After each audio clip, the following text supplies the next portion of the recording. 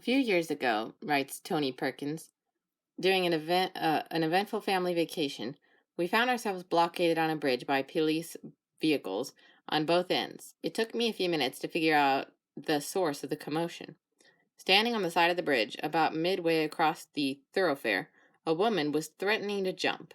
With each step the uniformed police officers took toward her, she stepped farther out on a protruding beam of the bridge.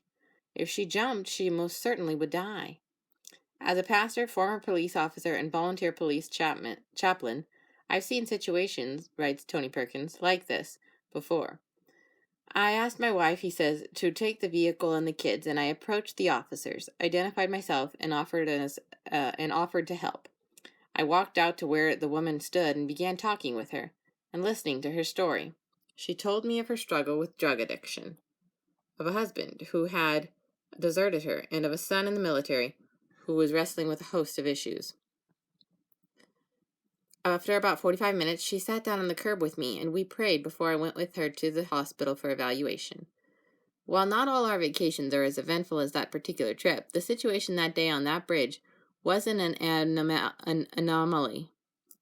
Sudden, unexpected events that occur around us in life demand that we act rather than hoping someone else will. And like that woman on the bridge that day, our United States of America is dangerously close to the edge and desperate for intervention. We've all heard the saying, this is the most important election of our lifetime. It's repeated regularly every 4 years. It's easy to brush it off as just another political cliche. But the reality is that each successive election becomes the most critical election as our nation becomes increasingly divided, not by party, but by worldview. Throughout our country, we see a newly energized far-left political and cultural movement taking to the streets. I'm not talking about peaceful protests over such real problems as racial injustice. Instead, the violent behavior by anarchists who have hijacked the legitimate protests, using them as a cover to destroy public property, threaten the safety of our cities, and the very future of our republic. Ironically, the current administration, consistently in the crosshairs of the media and many political commentators for its supposed racism, has done a great deal for the people of color. As U.S. Senator Tim Scott, a Republican from South Carolina, recently said, while some of the president's comments have been hurtful, he has helped the African American community in some very tangible ways. Scott cites the Opportunity Zone program, which provides tax breaks for companies that open stores or manufacturing plants in lower-income areas. He also noted the major revision of the 1994 crime bill, leading to substantial criminal justice reform. And he observed the Trump administration's support for historically black colleagues and universities throughout the United Negro College Fund, which this year, he says, is the highest level ever.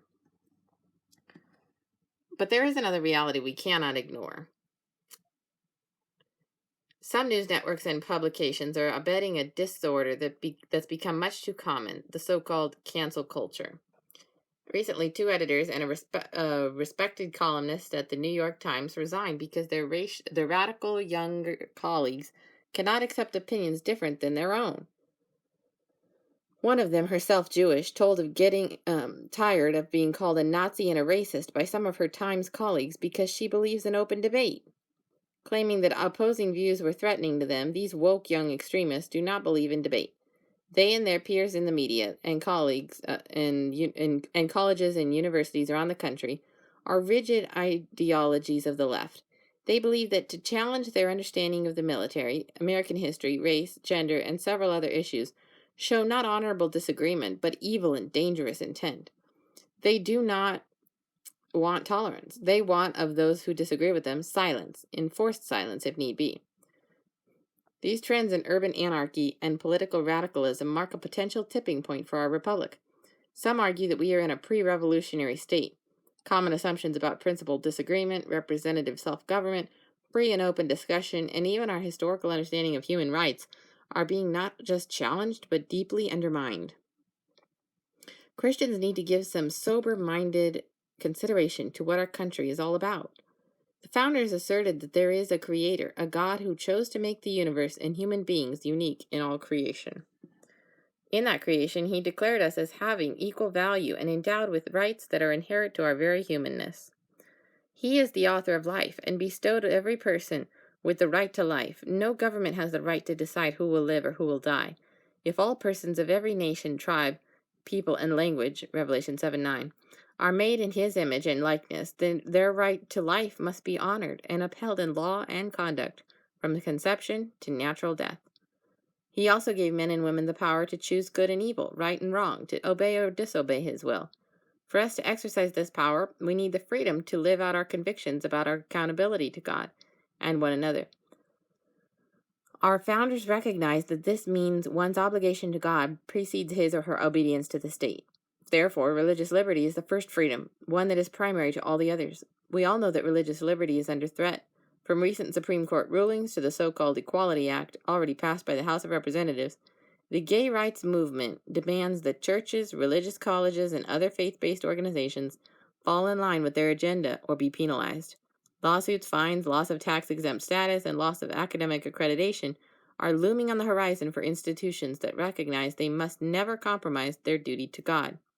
Already, we have seen one ACLU-backed lawsuit against a Catholic hospital in Maryland for refusing to perform a surgery necessary to a patient's transition from woman to man. An impossibility, since the DNA of our very being has codes in it denoting male or female, which cannot be changed. The stakes in the upcoming election could not be higher. The president has appointed over 200 men and women to the federal bench, jurists who overwhelmingly are committed to the honest reading and faithful application of the Constitution. Our military preparedness has improved dramatically after years of neglect, and the culture of life has prospered in the past 4 years. With all of this said, many are disappointed by some of the things President Trump has said. His tone can be seemingly severe and his tweets very somewhat harsh in some opinions, but as I survey the actions and policies of the past 4 years, he writes, I am hard-pressed to think of any president in my lifetime who has more effectively advanced policies friendly to biblical values that evangelical Christians of all races and denominations hold dear. All of these things could change forever if former Vice President Joe Biden wins the presidential election in November. He has committed to not only undoing the faith and family-friendly policies we have seen since January 2017, but advancing a progressive agenda that far exceeds the anti-life, anti-faith policies of the Obama administration. If the far left continues to make significant erosions to public institutions, free debate, civil discussion, and the notion that we can govern ourselves without an undercurrent of hatred and destruction, we may indeed find ourselves in a pre-revolutionary state. The things Americans have always cherished, representative self-government, free and fair elections, liberty under just law, will be at risk.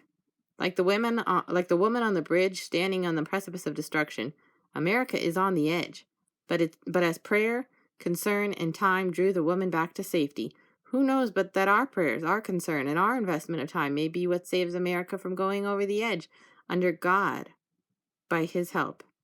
As Abraham Lincoln said, if destruction be our lot, we must find ourselves be its author and finisher. As a nation of free men, we will live forever or die by suicide. This election is about stemming a tide of national self-destruction. It is no time to sit on the sidelines and bemoan what some see as two fatally flawed candidates. The reality is that one of them will be elected, and one of them is very great for our country.